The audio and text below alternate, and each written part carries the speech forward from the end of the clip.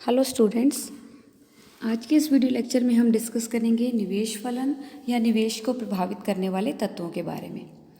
निवेश फलन या जो इन्वेस्टमेंट फंक्शन है, ये इन्वेस्टमेंट और उसको निर्धारित करने वाले तत्वों के बीच संबंध को बताता है। किसी भी जो इकॉनमी है उसमें जो निवेश है मुख्य रूप से बहुत सारे फैक्टर्स पे डिपेंड करता है। उन फैक्टर्स को ही हम आज डिस्कस करेंगे। सबसे पहला जो फैक्टर है या तत्व है वो है टेक्नोलॉजिकल एडवांसमेंट एंड इनोवेशन, की तकनीकी विकास और नए आविष्कार। किसी भी इकॉनमी में होने वाले तकनीकी विकास और नए नए आविष्कार हैं वो काफ़ी सीमा तक निवेश को इफ़ेक्ट करते हैं। जितने ज़्यादा तकनीकी विकास होगा, जितना ज़्यादा नए नए आविष्कार होंगे किसी इकॉनमी में, उतना ही निवेश करने की प्रेरणा ज़्यादा मिलेगी। जैसे कि लास्ट कई ईयर से हम देख रहे हैं कि एग्रीकल्चर सेक्टर में जो लेबर सेविंग टेक्निक्स अपनाई जा रही हैं या काफ़ी मैकेनाइजेशन हुआ है एग्रीकल्चर में, तो इस तरह से नए नए आविष्कार या नई नई मशीनों के आने से एग्रीकल्चर सेक्टर में इन्वेस्टमेंट की काफ़ी संभावना बढ़ गई है। नेक्स्ट पॉइंट है डिस्कवरी ऑफ नेचुरल रिसोर्सेज, प्राकृतिक संसाधनों की खोज।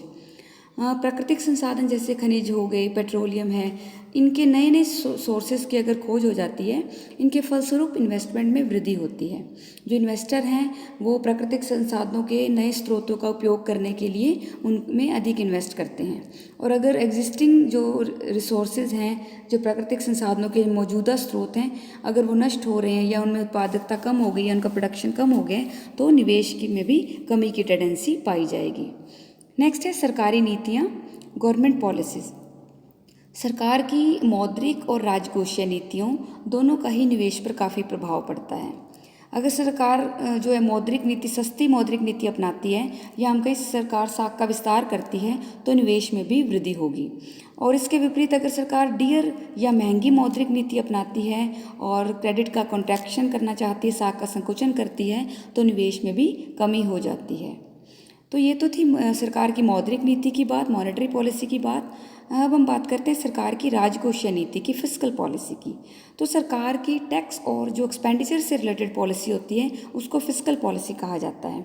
तो इस तरह से सरकार की जो कर और व्यय संबंधी नीति का भी निवेश पर काफ़ी प्रभाव पड़ता है, क्योंकि जो टैक्स है वो बिजनेस कॉस्ट का एक हिस्सा है और अगर ये टैक्स जितने ज़्यादा होंगे, लाभ की पॉसिबिलिटीज़ कम हो जाती हैं, जिससे निवेश का लेवल भी कम हो जाता है। और अगर टैक्सेस कम होंगे तो निवेश को एनकरेजमेंट मिलती है।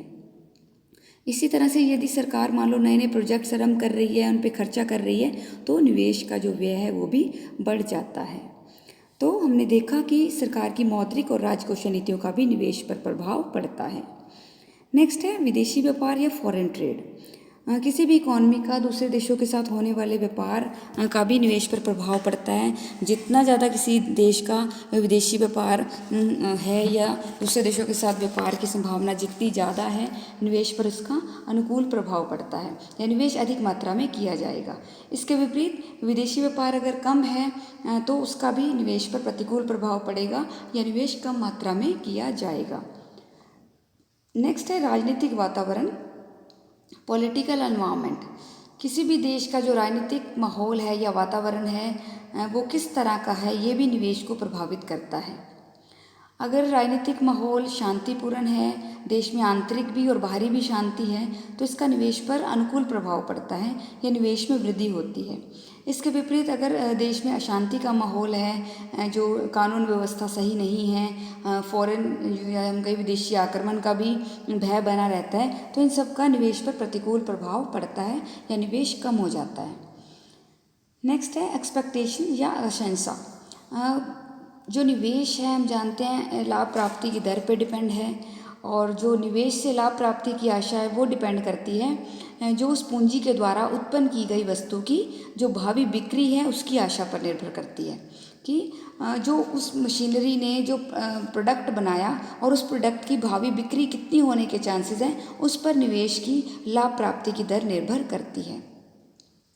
मान लीजिए प्रेजेंट में जो व्यापारिक दशाएं हैं वो काफ़ी अच्छी हैं, ये व्यापारी वर्ग काफ़ी ऑप्टिमिस्टिक है, तो निवेश को अधिक मात्रा में वो करने के लिए प्रेरित होगा।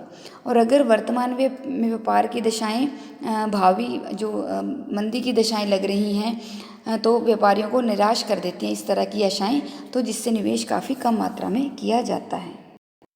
नेक्स्ट है रेट ऑफ पॉपुलेशन ग्रोथ, जनसंख्या वृद्धि की दर। किसी भी देश में पाई जाने वाली जनसंख्या किस दर से बढ़ रही है उसका भी इन्वेस्टमेंट पर प्रभाव पड़ता है। अगर जनसंख्या तेज़ी से बढ़ रही है तो वहाँ के जो लोग हैं सब चीज़ों की डिमांड करेंगे, चाहे वो घर हैं, स्कूल हैं, सार्वजनिक सेवाएं हैं, सड़कें हैं, मोटर गाड़ियाँ हैं, फर्नीचर है या कंज्यूमर गुड्स हैं, सभी चीज़ों की डिमांड क्या हो जाएगी, बढ़ जाएगी। तो इस तरह से निवेश में भी बढ़ने की प्रवृत्ति पाई जाएगी। नेक्स्ट है the price level. Price level मतलब कीमत स्तर। किसी भी इकॉनमी में पाए जाने वाला कीमत स्तर भी निवेश को काफ़ी प्रभावित करता है। अगर कीमत स्तर के बढ़ने की प्रवृत्ति है, कीमतों में बढ़ने की टेंडेंसी है, तो निवेशकर्ताओं के लाभ बढ़ने की संभावना हो जाएगी ज़्यादा, इसलिए निवेश अधिक किया जाएगा। और इसके विपरीत यदि कीमत स्तर के कम होने की संभावना है तो निवेश भी कम किया जाएगा। नेक्स्ट है मार्केट स्ट्रक्चर या बाजार का ढांचा।